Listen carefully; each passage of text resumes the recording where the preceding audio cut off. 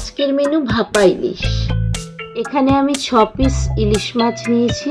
মাছের মধ্যে দিয়েছি 1 চামচ হলুদ গুঁড়ো আর স্বাদ অনুযায়ী নুন। এই নুন হলুদের সঙ্গে আর দিলাম 1 টেবিল স্পুন দই। নুন হলুদ আর দই মাছগুলোতে মাখিয়ে দিলাম।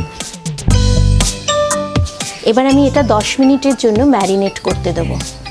এই ফাঁকে আমি ভাপের মশলাটা তৈরি করে নেব। আমি এখানে নিয়েছি সাদা সর্ষে 1.5 টেবিল চামচ, পোস্ত 1.5 টেবিল চামচ,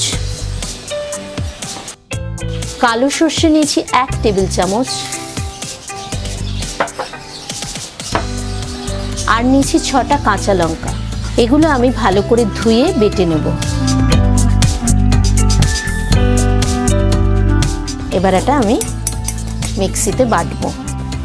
সর্ষে পোস্তর সঙ্গে আমি 1 ইঞ্চি মতো আদা বেটে নেব। যেহেতু সর্ষে দিয়েছি তাই জন্য কিছুটা নুন দিয়ে দিলাম, তাহলে সর্ষে বাটাটা তেতো হবে না। এই সর্ষে পোস্তর সঙ্গে 1/2 কাপ মতো নারকেল কুচনো দিলাম, একসঙ্গে বেটে নেব। বাটবার জন্য কিছুটা জল দেব। এবার মিক্সিতে বেটে নেব। পোস্ত, সর্ষে, নারকেল সব বাটা হয়ে গিয়েছে। এবার আমি এটা মাছের সঙ্গে মেশাবো। এবার আমি 5 চামচ মতো কাঁচা সর্ষের তেল আমি এর মধ্যে দিলাম। মাছ, মশলা, কাঁচা সর্ষের তেল সব ভালো করে মাখিয়ে নেব। এবার এর মধ্যে দেব 1 টেবিল স্পুন ছাতু। এই ছাতুটাই এখানে একমাত্র অন্যরকম ইনগ্রেডিয়েন্ট, যেটা জেনারেলি লোকে দেয় না, কিন্তু ছাতু হজমে সাহায্য করে আর টেস্টও বাড়ায়।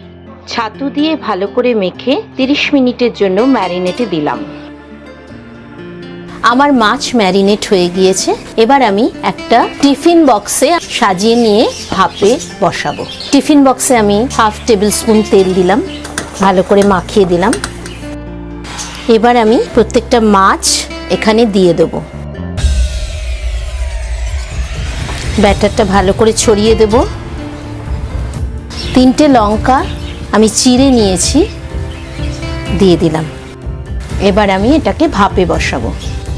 এবার আমি ইন্ডাকশানে কিছুটা জল বসিয়েছি এবং এটার মধ্যে টিফিন বক্সটাকে বসিয়ে দেব। দেখতে হবে যে জলটা যেন কখনোই টিফিন বক্সের থেকে বেশি না হয়ে যায়। ইলিশ মাছ আমি 10 মিনিট মতো ভাপে রাখবো। 10 মিনিট আমার হয়ে গেছে। আশা করছি যে মাছটা ভাপ হয়ে গেছে। ইলিশ মাছের ভাপে একদম তৈরি। দেখুন কি সুন্দর ইলিশ মাছের রং এসছে। এবার পরিবেশনের পালা।